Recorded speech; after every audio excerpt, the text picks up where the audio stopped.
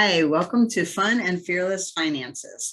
If you are one of those people who feel afraid of your finances, like you're scared to even look, or maybe you feel overwhelmed by your finances, or maybe you're in the boat of being sure that you are never going to get ahead in all things money and finances. If any of those describe you, welcome to our Fun and Fearless Finances workshop. I am Jen Chacon, and my co-host Bethany Williard is going to help me in sharing with you some tips that have helped us make our finances fun and fearless. So we're going to start with just a little bit of an overview of where a lot of the world is right now and why we're even bringing this to you. We know that almost 15 trillion people are almost $15 trillion of debt represents the personal debt in the United States. That's actually 77% of our American households. The actual US debt is over 30 trillion. So in total, our country has about $45 trillion worth of debt. So it may feel like that is all good and well, that that's just the way things go. But we know that debt can really be stressful. It can be tough on relationships, especially marriages. It's one of the main reasons marriages, there's fights in marriages. And we know that getting rid of that debt can help you to create the financial health and the financial future that most of us dream about. So, hi, I am Jen, and I used to be terrified of and terrible with money. I grew up in a family that really didn't necessarily have very healthy finances. My parents were ones that would get a credit card to pay off another credit card. We definitely didn't have a whole lot of money growing up. And when I went to college and got my first credit card, I was so excited to be able to have this freedom of spending, and I maxed it out almost immediately.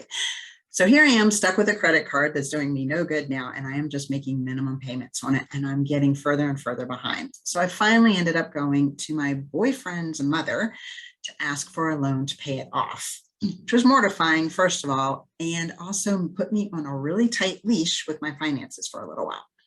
Fast forward, I married that same guy. We were very frivolous in our spending with a lot of Starbucks and eating out, clothes, stuff like that, stuff that really didn't move our financial picture forward. So years later, when we got divorced, I am now on my own financially and trying to figure out how to make ends meet. Thankfully, that's when finances kicked in for me, and I was able to buy a house, buy a car, and even go to Europe 3 times on vacations without accruing any extra debt. It was all because of some habits that I had formed that took me from feeling overwhelmed and out of control to feeling confident and organized. So now I want to introduce you to my friend Bethany. I've known her for years. She and I worked together at the Y, and I was always so impressed with her ability at a very young age to be very fiscally responsible. So Bethany, take it away. Thanks for having me, Jen. So I grew up being told that you need to live within your means. My mom learned that from her father, and she instilled that in me. So when I was in college, I had a friend that was budgeting with the envelope system. And I remember my mom budgeting with the envelope system as well. Well, when I got out of college, I decided that I wanted to own my own house within 1 year. And so I started my own budget and using the envelope system. I quickly transitioned into an Excel spreadsheet, which I still use to this day, about 17 years later. And I was able to purchase my house 1 year after graduating from college. So I work at a nonprofit. I work for the Y. My husband owns his own small company. And together, we don't make millions, but we have everything that we need. We do get to go on trips, but we make sure that we have the money before we do so. So I have always saved the money first, and then we go ahead and buy the item that we need. Or we make sure that we have something in savings so we can afford it if we need to at the last minute. So let's go into a couple important things.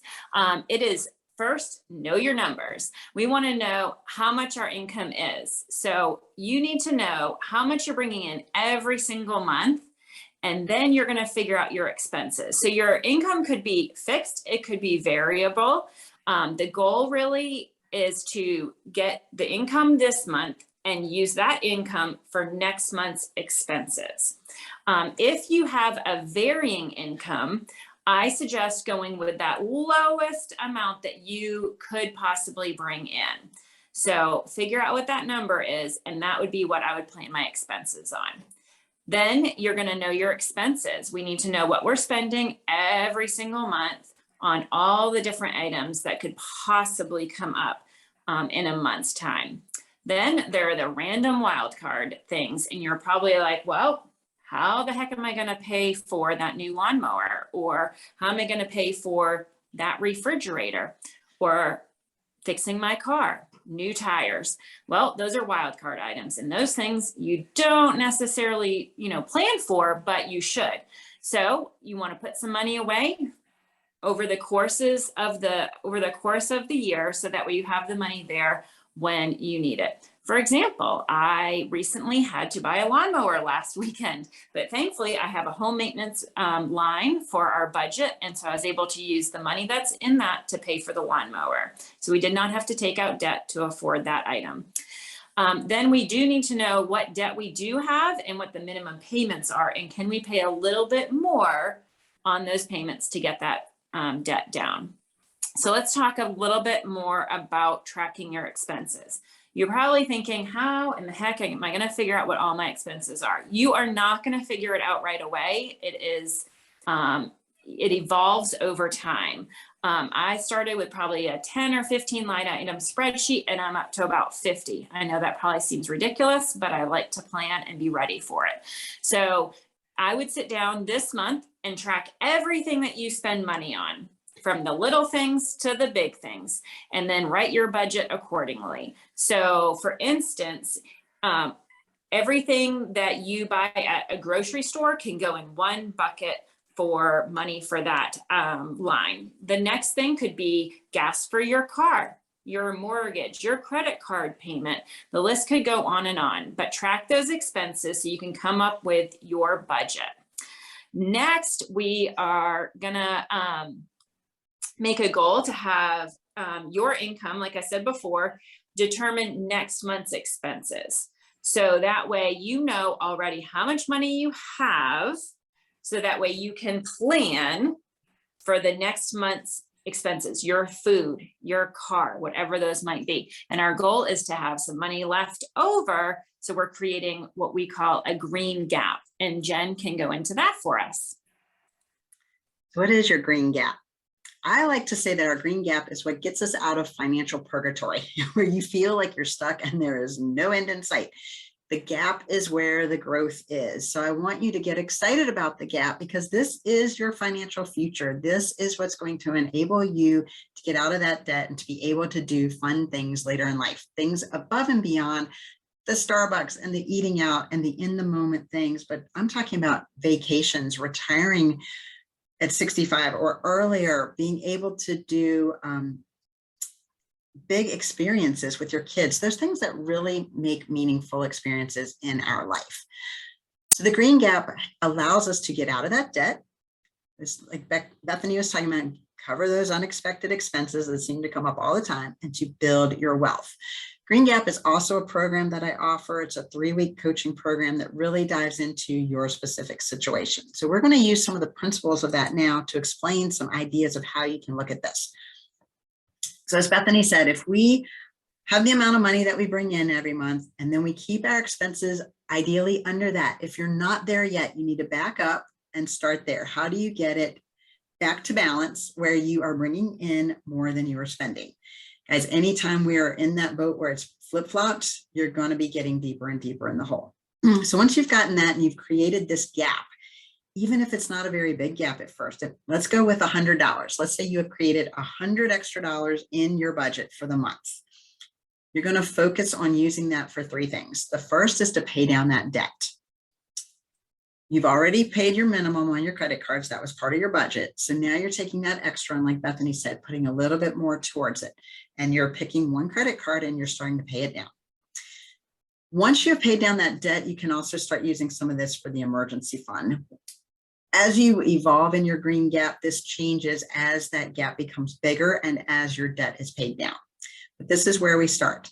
Then your second 45% goes to investments, which again, at the beginning, maybe that emergency fund. That's one of the most important things that you can create is what do you do when that emergency situation comes up?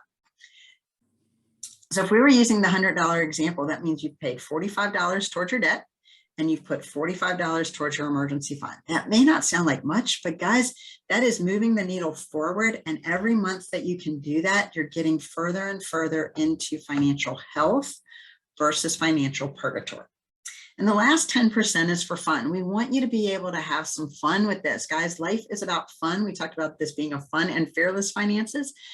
Now, $10 may not seem like a lot. So at first you may need to be really creative. And I bet when Bethany was first starting out at the Y, I know what we paid at the Y, and saving for her first house, she wasn't splurging on a lot of crazy stuff. She was focused on that goal of her house. But I know Bethany too, and I know she still had fun. So even if you only have $10 a month, what creative fun thing can you do? That may mean if it's you and your hubby, you may buy one bottle of wine and sit at home and watch Netflix together with a date night. It may mean if you have kids, you take them to go get ice cream and go to the park. Like those things are still fun experiences. You just have to get creative with it. So what we want you to remember is that a life of abundance and adventure does await you. It is out there. You can be financially healthy. You can change your financial dynamics. I am the example of that. Out of college, I was not fiscally responsible. I was not set up to have healthy finances, and I'm in a much different place now. I also want to share a story with you real quick of the two guys that created that Green Gap program that I'm able to offer you. Dr. Dave, who's there in the top left picture pointing at his computer, he was $750,000 in debt. Guys, that is a lot of debt. He was a chiropractor at the time, and another friend of his, Dr. Troy, who is also a chiropractor, was financially able to retire by the time he was 40. So Dr. Dave goes to him and goes, dude, we are the same exact profession. How are you retiring? And I'm $750,000 in debt. Dr. Troy told him about the Green Gap that he had followed his whole life. It was a framework that his parents had taught him. Dr. Dave implemented the Green Gap formula, got out of all of that $750,000 of debt, and is now creating a healthy financial future for him and his family. Guys, he is living proof that you can do this. So they have created the framework that we are now able to share with other people.